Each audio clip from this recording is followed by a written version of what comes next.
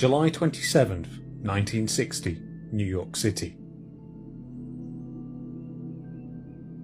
Ethel Voynich, writer and musician, dies at her home at 450 West 24th Street, aged 96. Best known for her 1897 debut novel, The Gadfly, she left behind no children or close relatives, having outlived her husband by 3 decades. In accordance with her will, her body was cremated and her ashes scattered over Central Park. Her remaining possessions fell to her friend and companion, Anne Nill, with whom she had shared her apartment for the last third of her life. But amongst these possessions, there was one item that stood out. Over the last 30 years, its fate had troubled both Mrs. Voynich and her husband before her, so much so that it had remained sealed within a bank vault throughout much of this time. It comprised of a small manuscript bound in a plain brown cover that bore neither a title nor a name. Inside it was tucked a letter, the envelope of which contained a message written in Ethel's handwriting.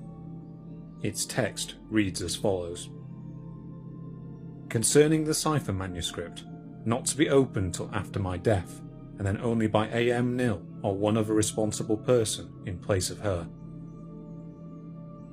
At first glance, the manuscript in question appeared unimportant. Barely larger than a modern paperback, age and wear had reduced it to a sorry condition.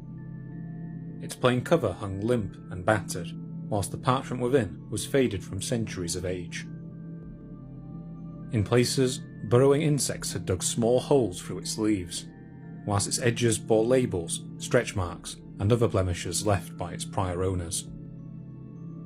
Yet despite its lacklustre outer appearance, the manuscript was unique. Beneath its drab cover lay page after page of meticulously drafted writing, transcribed in an unknown language. Along with these writings lay dozens of bizarre and often unidentifiable sketches, which in turn had been roughly daubed with paints of red, green, yellow, and blue.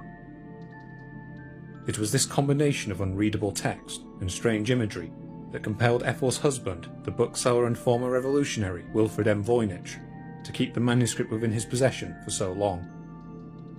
For the rest of his life he would attempt to decode it, hoping that by doing so he might entice a buyer to pay the astronomical sum he demanded. Between Ethel and himself, the manuscript remained in the Voynich's possession for over half a century. Yet within a year of Ethel's death, its new owner would sell it on for a small fortune. The buyer in turn hoped to resell it at a profit, but as with the Voyniches before him, this goal eluded him. By the end of the decade, he had given up. In 1969, he donated the book to Yale University, where it has remained the object of study by linguists and cryptographers alike. The arrival of the internet in the late 90s would bring the manuscript to the attention of the general public, and over the last 2 decades, interest in its content has only increased. In that time, large numbers of conspiracy theories have grown up around it, whilst dozens of more reputable observers have volunteered their own conclusions as to its content and origin. In 2019 alone, 2 more academics have come forward with claims of having solved the manuscript, though their findings have been met with dismissal by the wider Voynich community.